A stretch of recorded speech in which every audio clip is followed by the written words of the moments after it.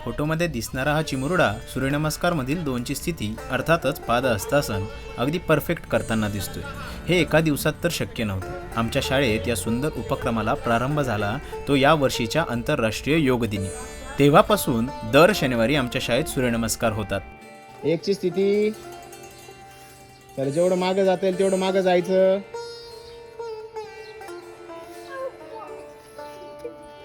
चला 2ची स्थिती करा, खाली खाली सरळ, चला खाली। जेवढं वाकता येईल तितकंच वाकायचं, बळजबरी पायाला ताण द्यायचा नाही। जेवढं शक्य होईल तेवढंच करायचं, हळूहळू सरावाने आपल्याला 2ची स्थिती परफेक्ट।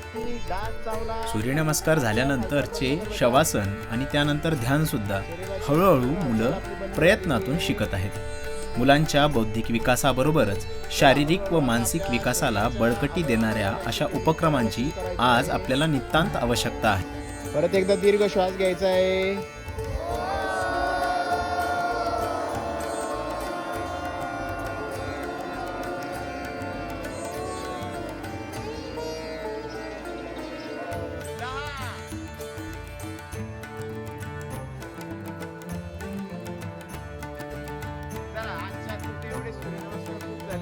चला मूळ स्थितीच्या परत शेवटचा मंत्र म्हणायचा आपल्याला।